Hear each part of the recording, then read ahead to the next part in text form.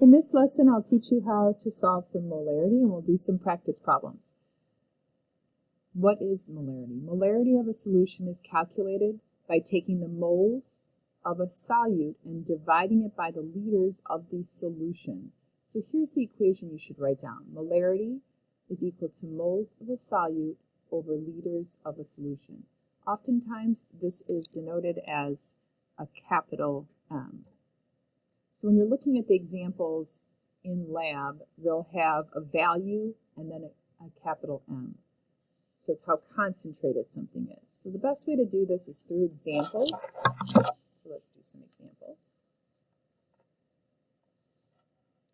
All right, suppose Horatio has 1 mole of sucrose, it's about 342.2 grams, or 3 grams rather, and proceeded to mix it into some water. It would dissolve and make sugar water that he can feed to hummingbirds at the pond. Horatio keeps adding water, dissolving and stirring, until all of the solid was gone.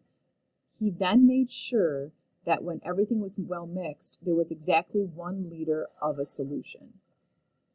So what would the molarity of, or the concentration of, the solution be? You have 1 mole from the equation, and you have 1 liter. So the answer is 1 mole over liter, or you can also use the capital M, or molarity, unit. So moles over liter is equal to molarity. Notice that both units of mole and liter remain. Neither cancels out. So a replacement for moles over liter is often used by the capital M, so you could write 1.00 M for the answer, and that would be 100% correct. Let's give you another example. Let's do one with Kool-Aid.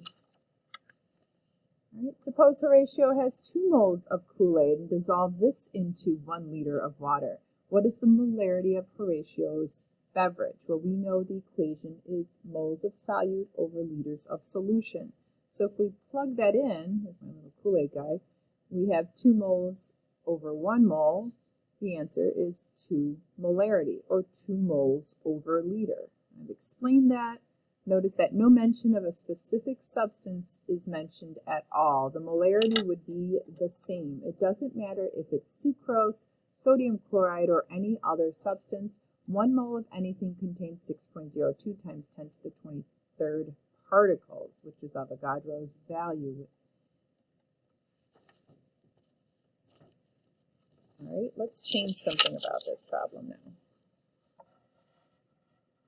All right, suppose that Horatio was trying to set up his saltwater fish tank, and he had 58.44 grams of sodium chloride, and he dissolved it in exactly 2.0 liters of solution.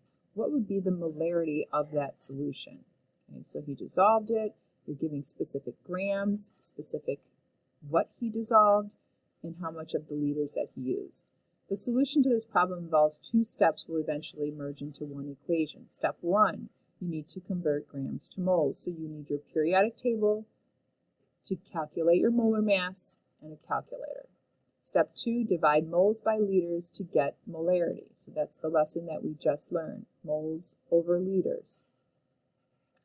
So in the above equation, 58.44 grams per mole is the molecular weight of NaCl. We want to divide 58.44 grams by 58.44 grams per mole to give, and it gives 1 mole. Okay, so it happens to be the molar mass.